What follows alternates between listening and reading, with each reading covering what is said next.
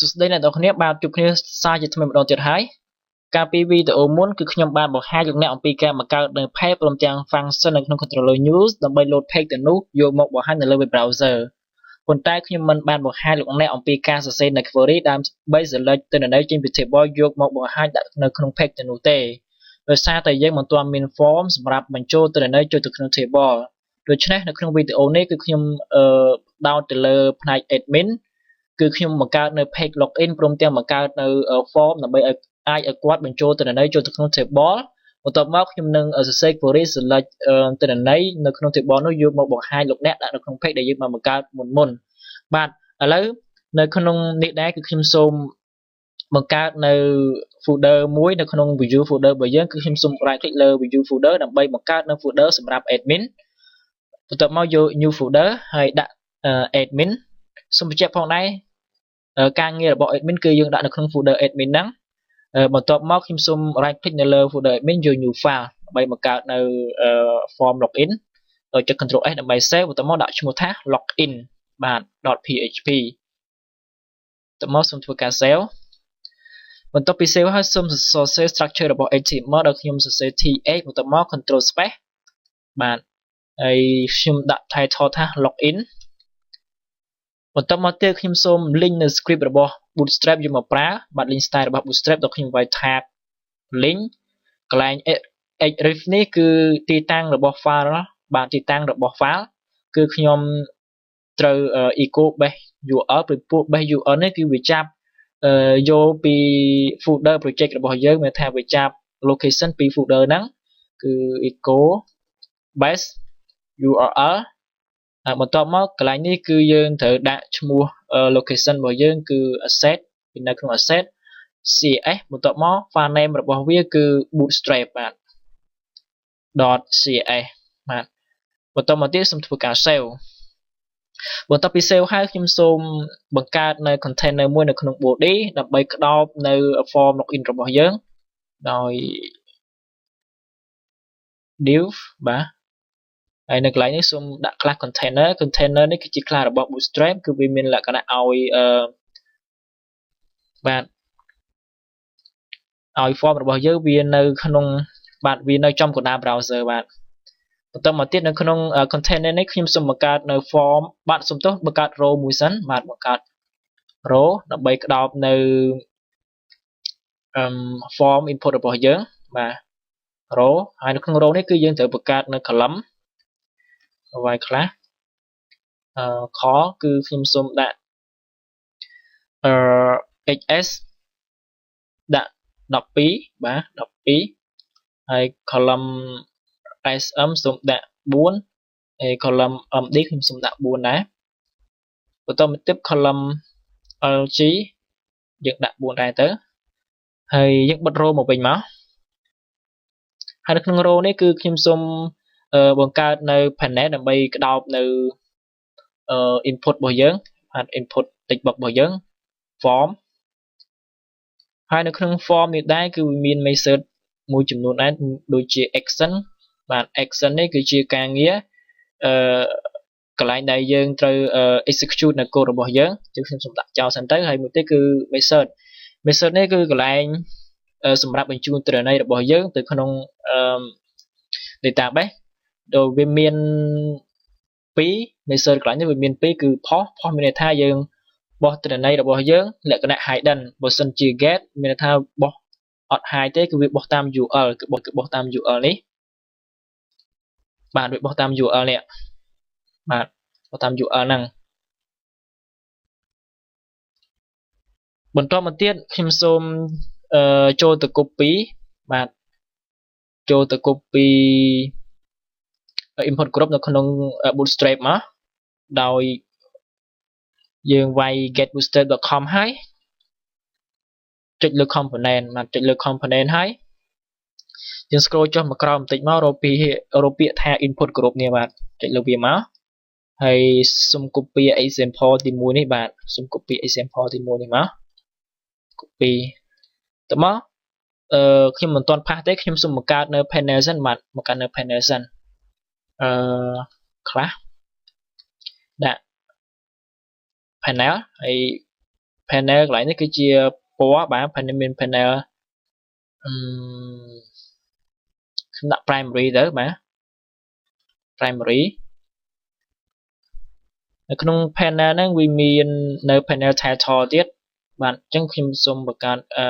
class ដាក់ panel heading សិនបាទសុំទោស panel អញ្ចឹង panel title វានៅក្នុង panel heading តមកខ្ញុំសូមវាយ tag h4 មកហើយដាក់ class panel title បាទនៅកន្លែងនេះគឺដាក់ tag log in បាទហើយនៅក្រោម panel heading របស់យើងគឺមាន panel body បាទដាក់ class panel body បន្តមកទៀតខ្ញុំសូមផាសវាដាក់នៅក្នុង panel body របស់យើងបាទហើយសូម select វាមកហើយប្រើប្រាស់ tab តមកសូមធ្វើការ save បន្តមកទៀតខ្ញុំសូមបង្កើតនៅ controller admin មួយដើម្បីយើងធ្វើការរបស់ admin បាទអញ្ចឹង admin យើងធ្វើការពាក់ព័ន្ធជាមួយនឹង admin ទេដោយយើង right click នៅលើ folder controller បន្តមក new file ហើយខ្ញុំ save វាដាក់ថា admin បាទ .php បន្តមកទៀតសូមធ្វើការចុច save ហើយខ្ញុំសូមចូលទៅ copy code នៅក្នុង welcome controller របស់ coordinator មកយកមកដាក់ហ្នឹងមកហើយសូមរូបនៅ comment ចោលទៅបាទនៅត្រង់កន្លែង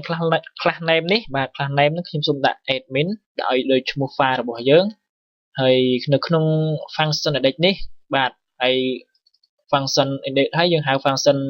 view នេះដើម្បី load នៅ page អញ្ចឹងខ្ញុំសូមដាក់ page ដែលយើងបានបង្កើតមុនគឺ page login ដោយ page login នេះវាស្ថិតនៅក្នុង folder admin មួយទៀតអញ្ចឹងខ្ញុំសូមវាយឈ្មោះ folder សិនមកបន្ទាប់មកឈ្មោះរបស់ page គឺ login សូម save បាទបន្ទាប់ពី save ហើយខ្ញុំសូម refresh នៅ browser គឺខ្ញុំវាយនៅ controller admin បាទ controller admin បន្ទាប់មក enter បាទនេះគឺវាបាននេះហើយបន្ទាប់មកទៀតខ្ញុំសូមនៅ login page របស់យើងខ្ញុំសូមដូរសញ្ញា add នេះដោយវាយ b មកបាទ tag bold ហ្នឹងហើយខ្លះគឺខ្ញុំសូមដាក់ glyph icon បាទ glyph icon គឺជា icon របស់ bootstrap ឥឡូវយើងចូលមើលមកចុច glyph បាទ glyph icon នេះមកនេះគឺជា icon របស់ bootstrap អញ្ចឹងខ្ញុំសូមហៅកន្លែងហ្នឹងហៅ icon user បាទរូបមនុស្សអញ្ចឹងយើងចូលសរសេរទាំងអស់គ្នាមកដោយយើងវាយ glyph បាទ glyph ហើយ icon តមកទៀតគឺ glyph ហើយ icon ដែរតមកសញ្ញាដកដាក់ថា user សូម save បាទតមកយើង refresh នៅ browser របស់យើងបាទនេះគឺវាចេញសញ្ញារូបមនុស្សហើយបន្តមកទៀតខ្ញុំសូមបាទសូម copy មក copy វាដាក់មួយទៀតដាក់ថា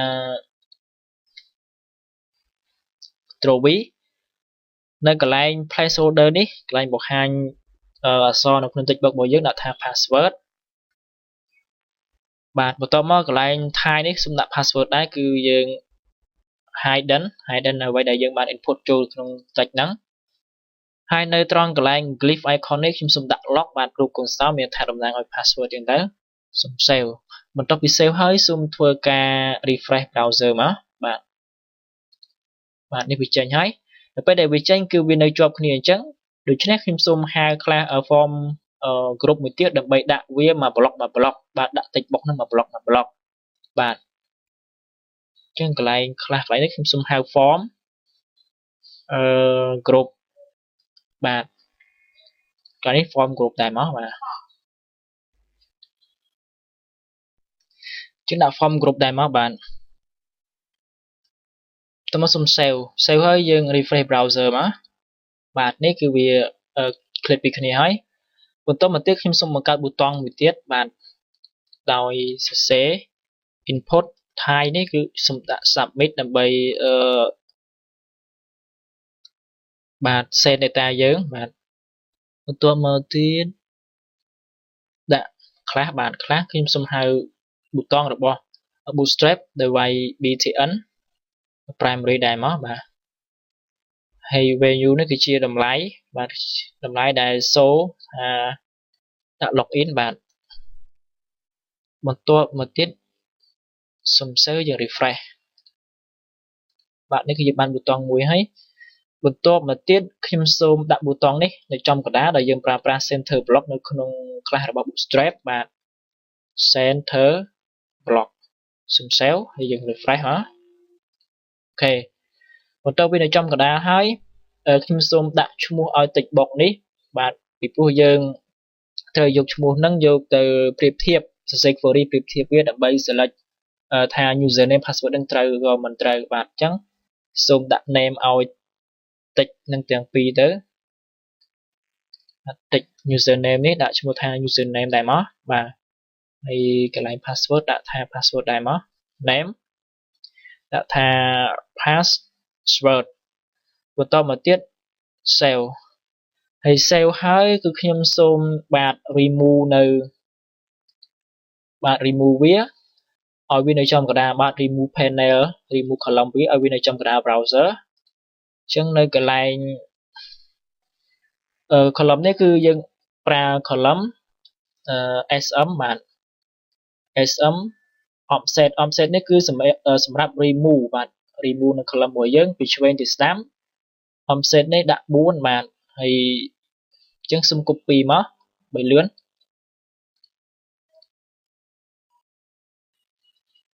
ហាស់មកហើយកន្លែង sm នេះសូមដូរដាក់ថា md នៅពេលដែលអេក្រង់ medium ក៏វា remove 4ដែរអញ្ចឹងកន្លែង lj ក៏វា remove 4ដែរបាទសូម save មកហើយបន្ទាប់ពី save ហើយសូម refresh browser របស់យើងបាទនេះគឺវានៅចំកណ្ដាលហើយប៉ុន្តែវានៅខាងលើដូច្នេះខ្ញុំសូមដាក់ margin top ឲ្យវាបាទដើម្បី remove ឲ្យវាចុះមកក្រោមតិចមកហើយតែង style ដាក់ថា margin top សំទោសដាក់150 pixel មកបាទ save បន្ទាប់មកយើង refresh browser មកបាទនេះគឺយើងបានហើយដូច្នេះការបង្កើតនៅ form login យើងបញ្ចប់ទៅនេះចុះហើយវីដេអូបន្ទាប់គឺខ្ញុំបង្ហាញលោកអ្នកអំពីការសរសេរ query ដើម្បីអាចឲ្យ admin គាត់ log ចូលទៅ account របស់គាត់